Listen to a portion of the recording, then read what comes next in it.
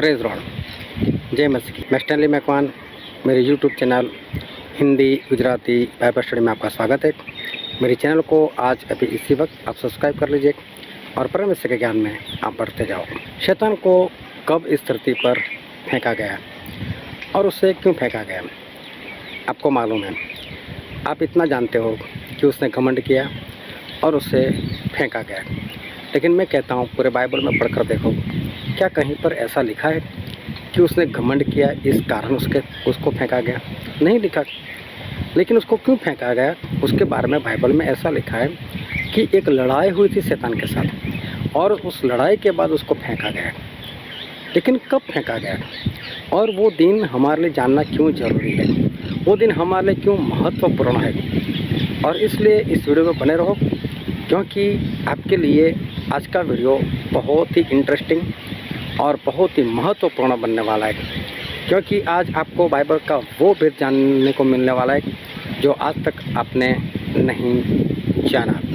जिस लड़ाई के बाद शैतान को फेंका गया, वो लड़ाई किस किस के बीच में हुई थी, कहाँ पर हुई थी, और वो जो लड़ाई हुई वो प्रभु यीशु के पहले हुई या प्रभु यीशु के आने के बाद हुई या बहुत सालों के बाद हुई, कब हुई, उसके बाद स्वर्ग में क्या हुआ, उसके बाद धरती पर क्या हुआ, वो सब कुछ जानने के लिए मेरे साथ लगातार इस वीडियो में अंत तक बने रहो।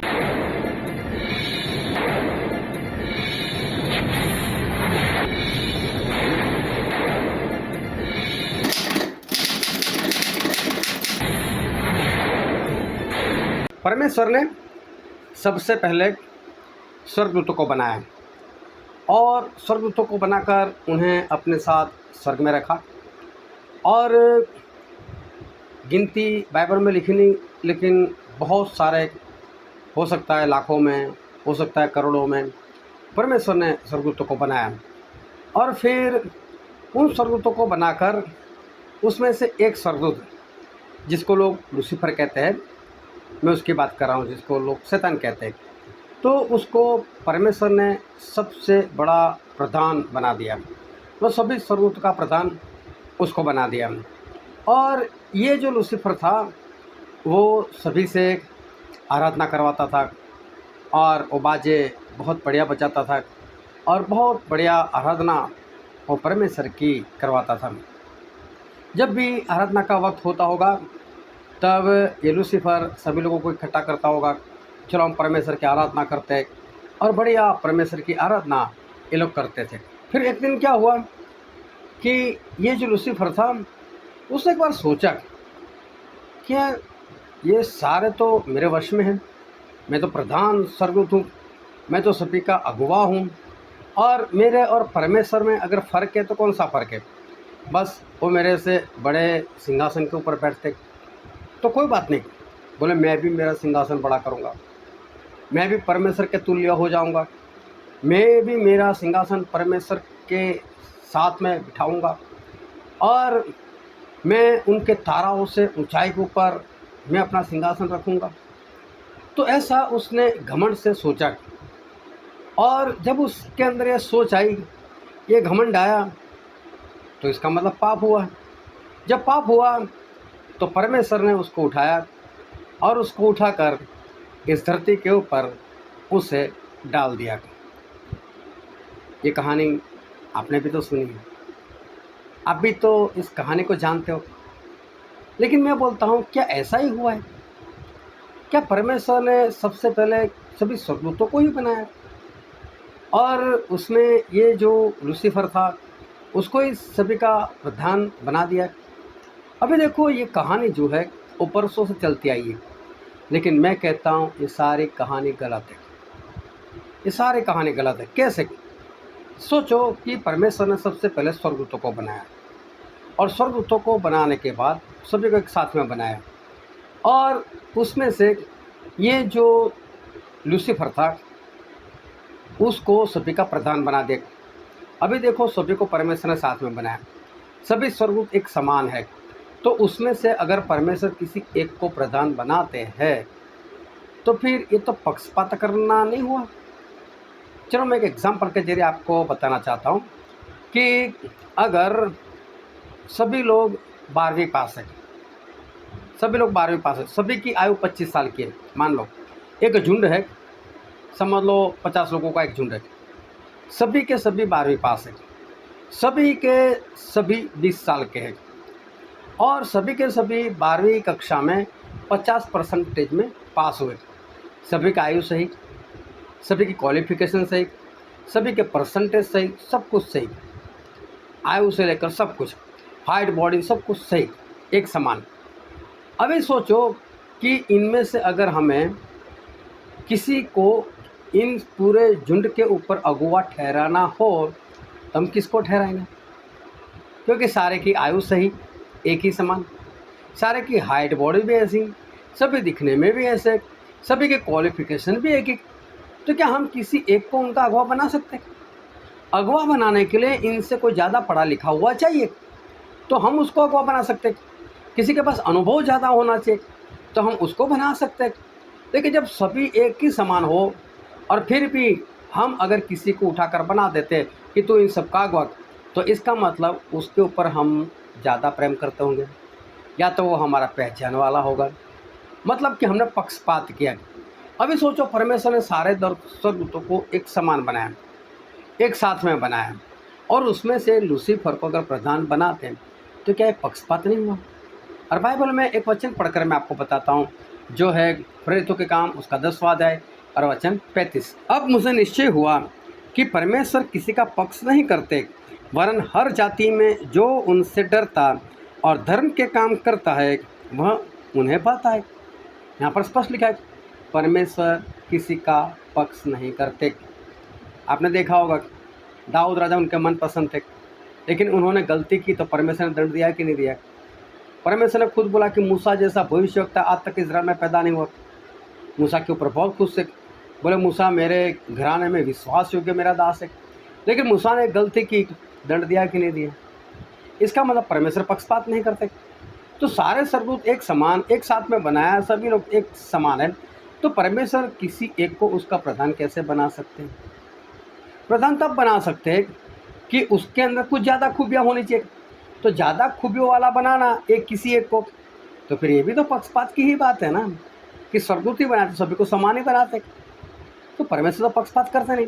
फिर एक वचन और पढ़कर बताता हूँ जो है कुलुस्सिया उसका 3 अध्याय वचन 25। क्योंकि जो बुरा करता है वह अपनी बुराई का फल पाएगा, वहाँ किसी का पक्षपात नहीं, वहाँ मतलब परमेश्वर के पास किसी का पक्षपात नहीं। तो ये जो कहानी बरसों से आप सुनते आए हो ना, ये शैतान की कहानी, वो गलत है। परमेश्वर किसी का पक्ष नहीं करते। चलो मैं एक ही बात से नहीं, मैं और भी बातों से आपको बताना चाहता हूँ। जो शैतान को कब फेंका गया, बाइबल में हमको शैतान कहाँ पर दिखता है?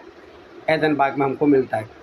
इसका मतलब आदम से पहले भी शैतान था और वो शैतान ही था, मतलब कि गिराया हुआ ही था। वो आता है हवा के पास, उसको बहकाता है, उससे पाप करवाता है। मतलब आदम हवा से पहले शैतान, वो सही में शैतान था, वो पवित्र नहीं था, कुछ भी नहीं था। और वो पवित्र नहीं था तो इसका मतलब वो गिराया हुआ था धरती पर।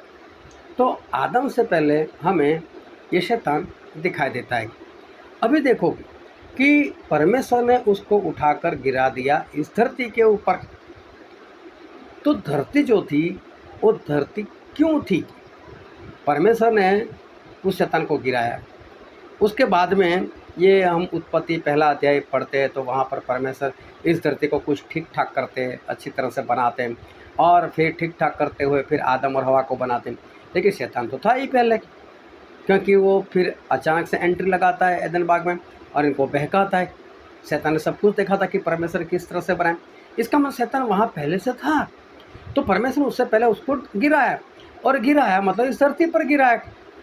तो अगर परमेश्वर उसको इस धरती पर गिराया, वो भी आदम से पहले की बात, तो मैं कहता हूँ कि धरती उस वक्त क्या कर रही थी? धरती परमेश्वर ने बनाकर रखी क्यों थी? कोई भी चीज़ होती है वो बनाने से पहले उसका कोई इस्तेमाल तो होना चाहिए। बिना इस्तेमाल क्या कोई चीज़ बनाता है? क्या कोई चीज़ खरीदता है? आप अपने घर में चारों ओर निगाहें घुमाओ, जो कुछ चीज़ है वो आप खरीद कर लेकर आए। कब? जब आपको उसकी ज़रूरत महसूस हुई। तो अगर धरती थी और धरती बनाई परमेश्वर है, तो परमेश्वर कुछ इरादे से बनाई होगी ना। जब उसको ऊपर से नीचे फेंका तब तो कोई नहीं था, तो फिर धरती बनी क्यों थी? चलो मैं बाइबल से ही पढ़कर बताता हूँ। यशायाह नबी का पुस्तक, उसका 45वां अध्याय और वचन 18। क्योंकि यहोवा जो आकाश के सृजनहार है वही परमेश्वर है। उन्होंने ही पृथ्वी को रचा और बनाया, उन्होंने ही उसको स्थिर भी किया। उन्होंने उससे सुनसान रहने के लिए नहीं परंतु बसने के लिए उसे रचा है। वही यूँ कहता है, मैं यहोवा हूँ, मेरे सिवा दूसरा और कोई नहीं है। कितना स्पष्ट लिखा है कि उस धरती को सुनसान रहने के लिए नहीं बनाया। मतलब जब परमेश्वर ने सोचा होगा कि मैं इस धरती के ऊपर बस्ती बनाऊं, तभी उन्होंने पृथ्वी की रचना की। उससे पहले पृथ्वी की रचना नहीं की। सुनसान रहने के लिए नहीं बनाया, बस्ती के लिए बनाया। और अगर शैतान को गिराया तब धरती थी और वो भी सुनसान थी, तो ये वचन गलत होता है और वचन कभी गलत हो नहीं सकता। इसका मतलब ये शैतान की कहानी कहीं ना कहीं एक बार फिर ये गलत हो जा रही है। अगर उसको फेंका गया और धरती थी तो धरती सुनसान नहीं होनी चाहिए। इसका मतलब कुछ गड़बड़ी है इस कहानी के अंदर। एक राज की बात बताऊँ, यह परमेश्वर के आत्मा से लिखा हुआ है और परमेश्वर की आत्मा के बिना परमेश्वर के वचन को समझ पाना नामुमकिन है। और जब किसी को समझ नहीं आता तो फिर वो उसको समझाने के लिए अगर किसी ने सवाल कोई कर दे, उसके पास उत्तर नहीं, तो फिर तो कुछ ना कुछ कहानी बना देगा। किसी ने एक पास्टर को सवाल कर दिया कि पास्टर साहब परमेश्वर तो बहुत दयालु है, बहुत प्रेमी है, वो तो हमसे कितना प्रेम करते हैं, क्या वो सही में किसी को नरक में डालेंगे? ये पास्टर हैरान, हाँ परमेश्वर तो है दयालु, कैसे डाल सकते हैं नरक में? बोले मैं अगले हफ्ते बताऊँगा। दूसरे हफ्ते उन्होंने ऐसा बताया कि देखो ऐसा होगा, जब परमेश्वर आसमान से इस धरती पर हम लोगों को लेने के लिए आएंगे तो परमेश्वर ऐसा आएंगे, आजा मेरे बेटे, आजा मेरे बेटे, आजा मेरे बेटे, इस तरह से बोले हमको लेने के लिए आएंगे। लेकिन जो लोग परमेश्वर की आज्ञा नहीं मानते वो डर जाएंगे और डर के मारे पीछे पीछे हटेंगे, नहीं, जैसे पीछे पीछे हटेंगे और फिर पीछे हटते हुए बोले वो लोग नरक में गिर जाएंगे। अभी आप धरती पे पीछे हटते हटते जाओ, कभी नरक में गिर सकते हो क्या? ऐसी कोई जगह है कि धरती से आपको बाहर फेंक दे? ऐसी कोई जगह ही नहीं। लेकिन जब किसी के पास किसी सवाल का उत्तर नहीं होता ना, तो वो लोग ऐसी कहानी बना देते। तो किसी को सवाल किया होगा कि भाई साहब ये शैतान कहाँ से आया, और सोच में पड़ गया होगा कि शैतान आया कहाँ से, उसने कैसे काम किया, तो उसने ऐसी कहानी बना दी होगी और वह कहानी इतनी फेमस होगी क्योंकि जितने लोगों ने जाना उनके पास भी तो कोई उत्तर नहीं, इसलिए वो लोग भी इस कहानी में बढ़ते गए। लेकिन मैं कहता हूँ ये कहानी गलत है और सच्ची क्या बात बनी थी वो भी मैं आपको इस वीडियो में बताने वाला हूँ, और इसलिए लगातार मेरे साथ इस वीडियो में बने रहना। अभी एक सवाल और है, और सवाल ये है कि सबसे पहले अगर परमेश्वर ने स्वर्गदूतों को बनाया तो परमेश्वर ने सबसे पहले स्वर्गदूतों को क्यों बनाया? परमेश्वर को स्वर्गदूतों की क्या जरूरत थी? क्या परमेश्वर सर्वशक्तिमान नहीं? तो फिर उन स्वर्गदूतों को क्यों बनाया? उनको क्यों जरूरत पड़ी? नहीं, उनको कोई ज़रूरत नहीं थी। और अगर स्वर्गदूत उन्होंने बनाया आराधना के लिए, तो मैं बोलता हूँ क्या परमेश्वर के आगे पीछे परमेश्वर को ऐसे लोग चाहिए जो उनकी आराधना करते रहे? नहीं, परमेश्वर ने स्वर्गदूतों को बनाया क्यों? उसके पीछे भी तो कोई वजह होनी चाहिए ना। और बाइबल में लिखा है कि परमेश्वर ने स्वर्गदूतों को बनाया, लेकिन क्यों बनाया? और मैं एक वचन पढ़ना चाहता हूँ, इब्रानी उसका पहला अध्याय और वचन 13 और 14। और स्वर्गदूतों में से उन्होंने किससे कब कहा कि तू मेरे दाहिने बैठ, जब तक कि मैं तेरे बैरियों को तेरे पाँवों के नीचे की पीढ़ी ना कर दूं? क्या वे सब मतलब स्वर्गदूत, क्या वे सब सेवा टहल करने वाली आत्माएं नहीं? परमेश्वर ऐसा कहते, क्या वो सेवा टहल करने वाली आत्माएं? मतलब स्वर्गदूत तो सेवा टहल करने वाली आत्माएं, लेकिन किसकी सेवा की? तो बोले जो उद्धार पाने वालों के लिए सेवा करने को भेजी जाती है। उद्धार जो पाने वाले इंसान, उनकी सेवा के लिए स्वर्गदूत है। अभी ध्यान से समझो, जो इंसान उद्धार पाने वाला है मतलब स्वर्ग में जाने वाला है, वो जितने भी इंसान जो परमेश्वर के रास्ते पर चल रहे, उनकी सेवा करने के लिए परमेश्वर ने स्वर्गदूतों को बनाया। इसका मतलब स्वर्गदूत किसकी सेवा करते हैं? उद्धार पाने वाले इंसान लोगों की। जब एलिया भाग गए इजेबेल से डरकर और जंगल में जाकर एक पेड़ के नीचे सो गए, भूखे थे, प्यासे थे, थके हुए थे, तो स्वर्गदूत वहाँ पर आया नहीं, उसे रोटी पकाकर खिलाई नहीं, पानी पिलाया उसको, सेवा की नहीं। एलिया उद्धार पाने वाले थे, उनकी सेवा की। बाइबल में देखो, जो जो उद्धार पाने वाले हैं उनकी सेवा के लिए परमेश्वर ने स्वर्गदूतों को भेजा था। तो ये स्वर्गदूत तो इसलिए बनाए गए ताकि इंसान की सेवा करें, जो स्वर्ग में जाने वाले ऐसे इंसान की। तो इसका दूसरा मतलब ये हुआ, अगर इंसान ना होते तो स्वर्गदूत की ज़रूरत होती नहीं होती। तो इसका मतलब इंसान बनाया परमेश्वर ने, तब उनको स्वर्गदूतों की ज़रूरत महसूस हुई कि मैं स्वर्गदूतों को बनाता हूँ ताकि वो इनकी सेवा करें। तो इसका मतलब स्वर्गदूत कब बने होंगे मालूम है? वो इंसान बनाने के बाद में। कब बने वो भी मैं जानता हूँ, लेकिन और वीडियो में मैं आपको बताऊंगा कि स्वर्गदूतों को कब बनाया गया। मेरे चैनल को सब्सक्राइब करके रखना ताकि ऐसे गहरे भेद वाली बात आप समझते जाओगे। तो अगर इंसान नहीं तो स्वर्गदूत नहीं, तो फिर स्वर्गदूत तो इंसान बनाने के बाद बनाए गए, तो फिर शैतान स्वर्गदूत कहाँ से? फिर शैतान तो स्वर्गदूत है ही नहीं। तो ये सारी बातों से पता चलता है कि शैतान की जो स्टोरी आप जानते हो वो गलत है, किसी के दिमाग की उपज है। ऐसे ही किसी ने स्टोरी बना दी और किसी के पास जवाब ना होने के कारण ये स्टोरी आगे बढ़ती गई और पूर्ण रीति से फैल गई। तो शैतान कहाँ से आया, स्वर्गदूतों को कब बनाया, वो सब कुछ जानने के लिए इस वीडियो को देखना। आज मैं आपको ये बात बताने वाला हूँ कि शैतान को कब फेंका गया और वो जानना हमारे लिए क्यों ज़रूरी है। वो दिन जानने की बहुत ज़रूरत है, क्योंकि वही दिन हमारे लिए बहुत ही महत्वपूर्ण है। और आज मैं आपको वो बात बताने वाला हूँ। देखो, शैतान को घमंड की वजह से नहीं फेंका गया, लेकिन शैतान को इस धरती पर फेंका गया, उसके पीछे एक लड़ाई थी। जब वो लड़ाई हुई तब परमेश्वर ने शैतान को गिरा दिया। चलो एक वचन पढ़ता हूँ मैं, प्रकाशित वाक्य उसका अध्याय 12 और वचन 7 से लेकर 9 तक। फिर स्वर्ग पर लड़ाई हुई, मिकाएल और उसके स्वर्गदूत अजगर से लड़ने को निकले और अजगर और उसके दूत उनसे लड़े, परंतु प्रबल न हुए और स्वर्ग में उनके लिए फिर जगह न रही। और वह बड़ा अजगर अर्थात वही पुराना सांप जो इब्लिस और शैतान कहलाता है और सारे संसार को भरमाने वाला है, पृथ्वी पर गिरा दिया गया और उसके साथ गिरा दिए गए। अभी इस वचन को ध्यान से समझना। यहाँ पर एक बात लिखी गई है और वो ये है कि स्वर्ग में एक लड़ाई हुई और उस लड़ाई के बाद, लड़ाई किसके साथ हुई? तो मिकाएल और उसके स्वर्गदूत और ये शैतान और उसके दूत, ये दोनों आपस में लड़े। जब उनकी लड़ाई हुई तब शैतान और उसके दूत मिकाएल और उसके स्वर्गदूत के सामने प्रबल ना हुए, वो जीते नहीं, लेकिन मिकाएल जीत गए और उसके बाद शैतान को गिरा दिया गया।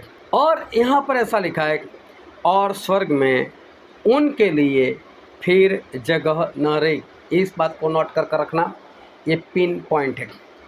और उसके लिए स्वर्ग में जगह ना रही, मतलब उसको गिराने के बाद स्वर्ग में जाने के लिए कोई रास्ता परमेश्वर ने इस शैतान के लिए रखा नहीं। जब से उसको गिराया तब से वो स्वर्ग में नहीं जा सकता, ऐसा यहाँ पर लिखा है।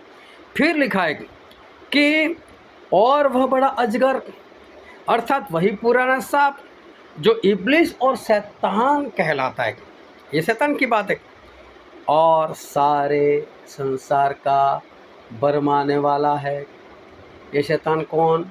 तो बोले सारे संसार को भरमाने वाला। इसका मतलब संसार था, ये पूरे संसार को भरमा रहा था। उसके बाद उसको फेंका गया, आदम से पहले नहीं, आदम से पहले तो संसार नहीं था। यहाँ लिखा है तो संसार को भरमाने वाला था, पूरे संसार को भरमा था, तब उसको फेंका गया। इसका मतलब ये कोई और दिन की बात है, इसको आदम से पहले नहीं फेंका गया। चलो अब ये देखते कि लड़ाई कब हुई थी, क्योंकि वो जानना इसलिए जरूर, तभी आपको वो दिन पता चलेगा कि वो दिन कौन सा है जब शैतान को फेंका गया। अब ये लड़ाई कब हुई थी, उस लड़ाई के बारे में जानने से पहले, उस लड़ाई से पहले कौन सी घटना हुई थी, उस घटना को हम देखते हैं। और बाइबल में एक वचन पढ़ते, प्रकाशित वाक्य उसका 12वां अध्याय और 1 से 5 वचन। फिर स्वर्ग पर एक बड़ा चिन्ह दिखाई दिया, अर्थात एक स्त्री जो सूर्य ओढ़े हुए थी और चांद उसके पांव तले था, और उसके सिर पर 12 तारों का मुकुट था, और वह गर्भवती हुई और चिल्लाती थी, क्योंकि प्रसव की पीड़ा उसे लगी थी, और वह बच्चा जनने की पीड़ा में थी।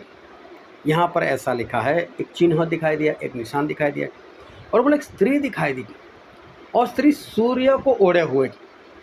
ये सूरज कौन है, ये स्त्री कौन है? और भजन संहिता उसका 84 और वचन 11 यहाँ पर लिखा है कि यहोवा परमेश्वर सूर्य और ढाल है। इसका मतलब ये सूर्य कुछ और नहीं, ये तो परमेश्वर है, यहोवा परमेश्वर है। तो ये स्त्री कौन है जिसे सूरज को ओढ़ कर रखा है? मतलब कि जो सूरज से घिरी हुई है, ये स्त्री कोई और नहीं, ये स्त्री है इज़राइल। इज़राइल को यहाँ पर स्त्री कहा गया है। आगे चलो पता चलता जाएगा। अर्थात एक स्त्री जो सूर्य ओढ़े हुए थी और चांद उसके पांव तले था, और उसके सिर पर 12 तारों का मुकुट था। ये 12 तारों, ये 12 तारे मतलब 12 गोत्र, जो इज़राइल के 12 गोत्र है, याकूब से जो 12 लोग पैदा हुए उनकी बात कर रहे हैं। तो अब पता चला ये स्त्री कोई और नहीं, ये स्त्री वो इज़राइल प्रजा है। फिर वो बच्चा जनने वाली थी, मतलब शुरू से एक भविष्यवाणी हुई थी, और वो भविष्यवाणी हुई थी प्रभु यीशु के लिए। जब हवा ने पाप किया तभी से भविष्यवाणी हुई थी, क्योंकि प्रभु यीशु ने बोला था उस शैतान को, सांप को बोला था कि स्त्री की संतान तेरा सर कुचलेगी। सभी लोग स्त्री और पुरुष की संतान होते हैं, लेकिन प्रभु यीशु स्त्री का संतान बनकर आया। ये पहली भविष्यवाणी थी। फिर मूसा ने बताया, मूसा ने लोगों को बुलाया, इज़राइल पुत्रों सुन लो, बोले एक दिन आएगा कि परमेश्वर मेरे जैसा एक भविष्यवक्ता आप लोगों में से पैदा करेगा। और वो प्रभु यीशु की बात थी, बोले उसकी सुनना। तो ये भी तो प्रभु यीशु की बात थी। तो ये स्त्री मतलब इज़राइल वो बच्चा जनने वाली थी, मतलब कि वो गर्भवती थी, मतलब कि प्रभु यीशु वहाँ पर इंसान बनकर आने वाले थे, उसकी बात की। फिर आगे पढ़ते, और एक और चिन्ह स्वर्ग पर दिखाई दिया, और देखो एक बड़ा लाल अजगर था, जिसके 7 सिर और 10 सींग थे, और उसके सिरों पर 7 राज मुकुट थे। अब ये सारी बहुत गहरी बातें, लेकिन मेरा सब्जेक्ट सिर्फ आज इतना है कि शैतान को किस वक्त फेंका गया, वो दिन कौन सा था, वो दिन मैं बताना चाहता हूँ, ताकि आपको समझ में आए कि ये दिन हमारे लिए कितना महत्वपूर्ण है। लेकिन फिर भी अगर आप प्रकाशित वाक्य की स्टडी करना चाहते हैं तो मेरी चैनल पर जाना, प्ले लिस्ट में जाना, और वहाँ प्रकाशित वाक्य की बाइबल स्टडी पूरी रखी हुई है, और उसको देख लेना, और ये सारी बातें आपको वहाँ पर पता चल जाएगी।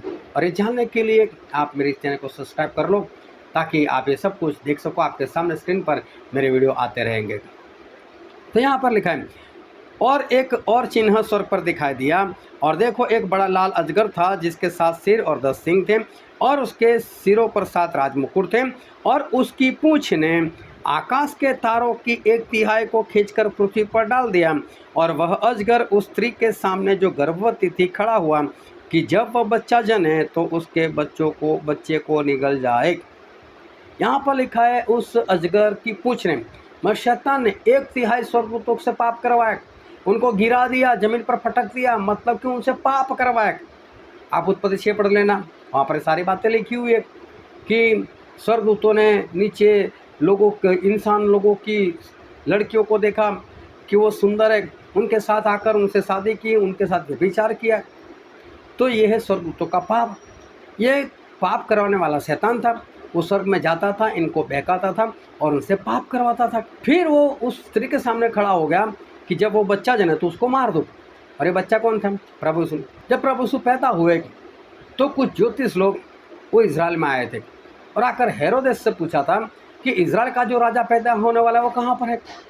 तो हेरोदेस सुना तो डर गया, बोले मैं हूँ और राजा कोई और? तो बोले मुझे तो नहीं मालूम। बोले हम उसका सितारा देख कर आए। बोले तो ज्ञानी लोगों को बुलाया, बोले देखो तो उन्होंने बताया कि जो बैतलहम ने वहाँ पर आने वाला है। बोले जाओ आप बैतलहम में जाकर ढूंढो, और मिले तो मुझे भी बता देना, ताकि मैं भी उसकी आराधना करूँ। लेकिन सही में वो तो मारना चाहता था। और जब उसको पता चला कि वो ज्योतिष लोग वापस मेरे पास नहीं आए, तो उसने क्या किया था, 2 साल से छोटे जितने भी बच्चे थे सभी को मरवा दिया था, ताकि यीशु भी मर जाए। लेकिन उससे पहले प्रभु यीशु, मरियम और यूसुफ को तो मिस्र देश में चले गए थे। तो ये शैतान ने उस बच्चे को, मतलब प्रभु यीशु को मारने का प्रयत्न किया था। ये वही बात दर्शा रहा है। और फिर यहाँ पर लिखा है, और वह बेटा जनी जो लोहे का दंड लिए हुए सब जातियों पर राज्य करने पर था। ये भजन संहिता 2 अध्याय पढ़ लेना, वहाँ पर ये बात लिखी हुई प्रभु यीशु के बारे में कि वो लोहे के दंड से राज करेंगे। तो ये प्रभु यीशु के बारे में। और लिखा है, और उसका बच्चा एकाएक परमेश्वर के पास और उनके सिंहासन के पास उठाकर पहुंचा दिया गया। प्रभु यीशु मर गए, जिंदा हो गए और वापस जहाँ से आए थे उस स्वर्ग में पिता परमेश्वर की दाहिनी ओर बैठ गए। ये पहले घटना हुई थी, वो लड़ाई हुई ना, उससे पहले ये घटना हुई थी। इसका मतलब ये घटना जब हुई, शैतान को फेंकने वाली, गिरा देने वाली, उससे पहले तो प्रभु यीशु आ भी गए थे। प्रभु यीशु मरकर जिंदा होकर वापस स्वर्ग में चले भी गए थे। उसके बाद शैतान को फेंका गया। लेकिन उसके बाद कब? क्या दूसरे दिन? क्या तीसरे दिन? दूसरे महीने? कब? वो दिन कौन सा? और हमारे लिए जानना क्यों जरूरी है? तो आगे मैं पढ़ता हूँ प्रकाशित वाक्य उसका 12वां अध्याय वचन 6। और यहाँ पर ऐसा लिखा है, और वह स्त्री उस जंगल को भाग गई जहाँ परमेश्वर की ओर से उसके लिए एक जगह तैयार की गई थी कि वहाँ वह 1260 दिन तक पाली जाए। वो स्त्री मतलब इज़राइल बोले भाग गई, और 1260 दिन तक, ये सब कोड वर्ड है, लेकिन मैं शॉर्ट में बता देता हूँ। प्रभु यीशु के मरने के बाद क्या हुआ था? प्रभु यीशु स्वर्ग में चले गए। चेले लोगों ने सुसमाचार फैलाना शुरू कर दिया, चारों ओर उनकी सताहट होने लगी। रोमी सरकार इनके ऊपर राज कर रहे थे। और सन 70 में और उसके बाद सन 135 में इज़राइल को पूरा खाली कर दिया गया। सभी इज़राइल लोगों को मार मार कर वहाँ से भगा दिया गया। परमेश्वर का पवन फूंक दिया गया, जो आज भी नहीं है। और इज़राइल पूरे वर्ल्ड में बिखर गया, पूरे वर्ल्ड में बिखर गया। और इज़राइल के अंदर एक भी यहूदी, एक भी इज़राइल का इंसान नहीं रहा था। सारे लोग इज़राइल को छोड़कर भाग गए थे, और भाग गए थे। और वो सभी लोग वापस कब आए? वो वापस आए दूसरे विश्व युद्ध के करीब।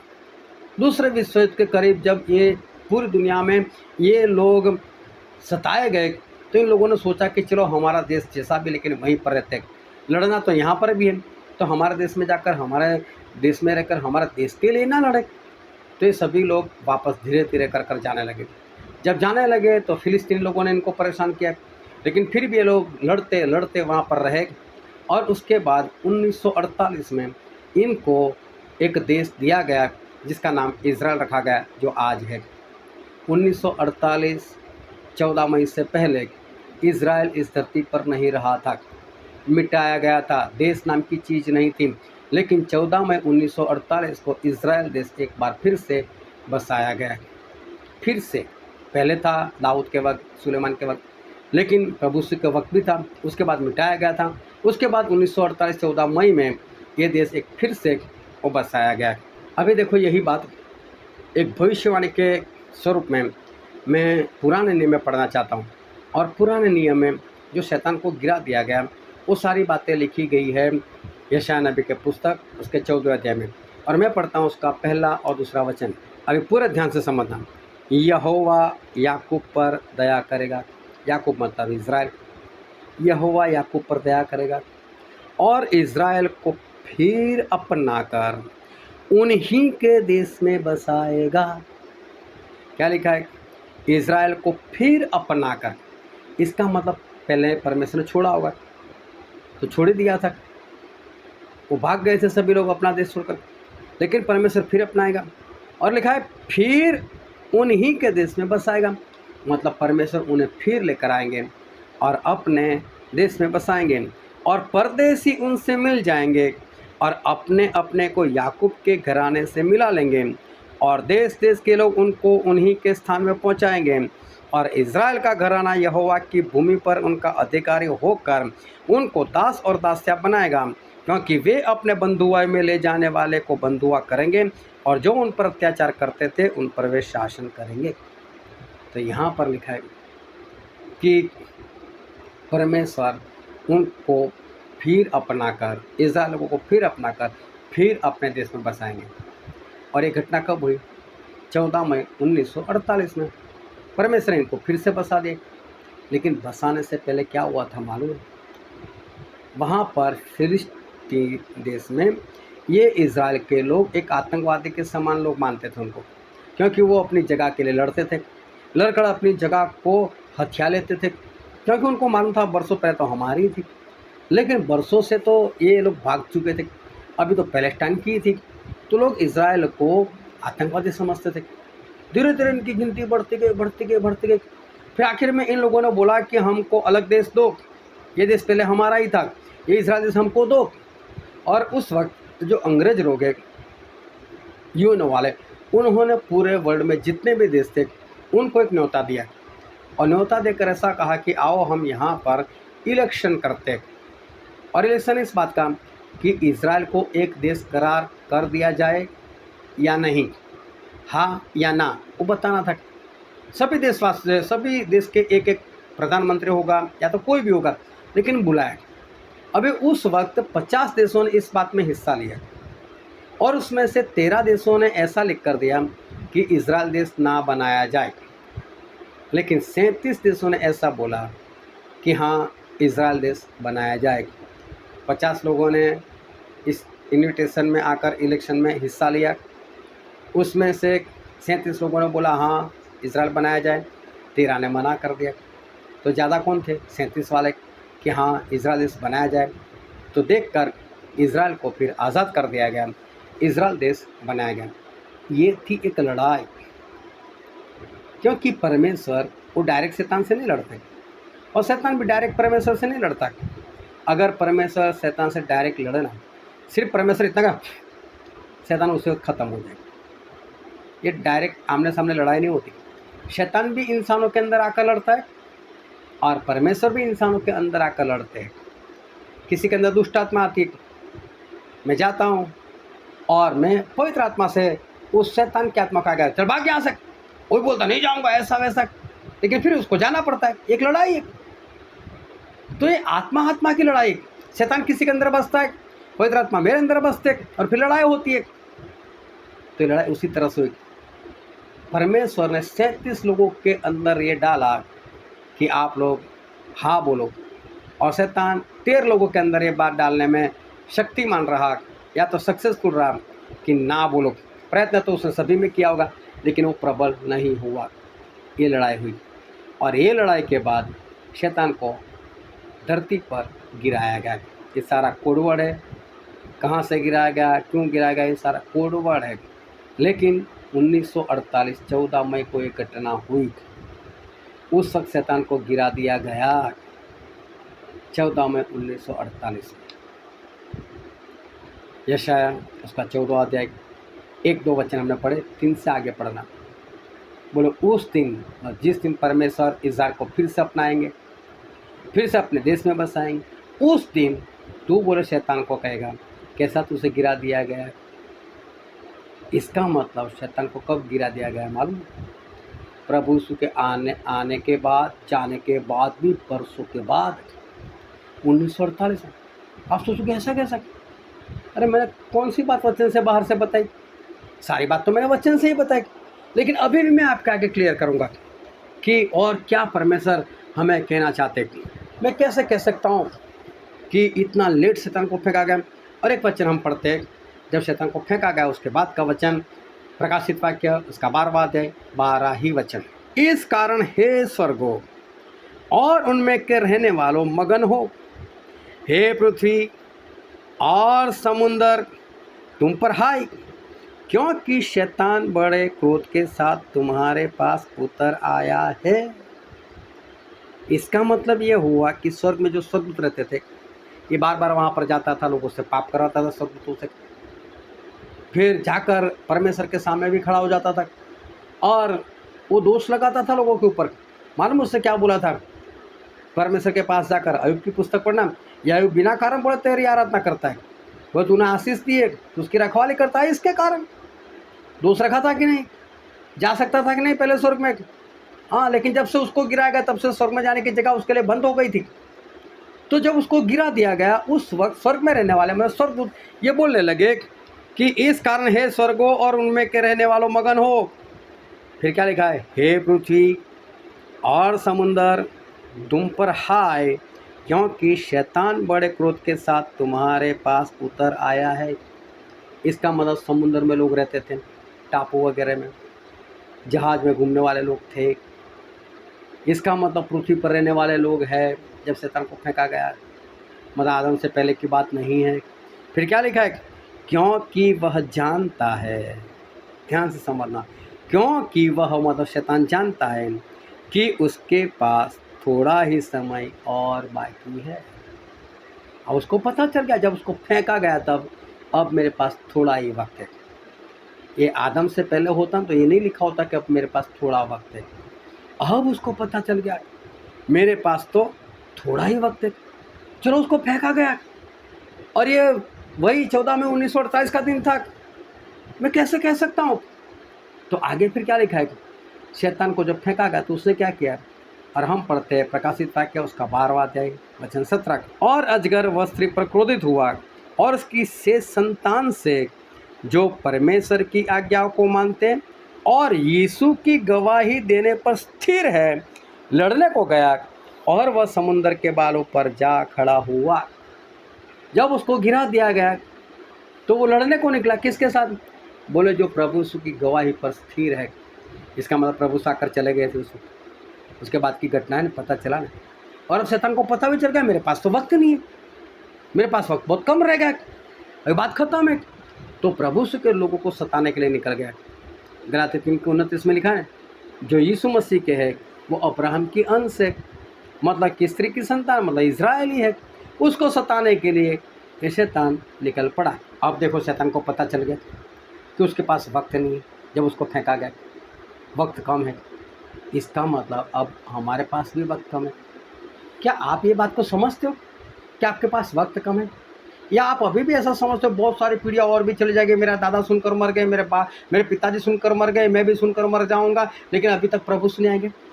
आप शैतान से भी गए गुजरे हो, नहीं पता चलता इतना।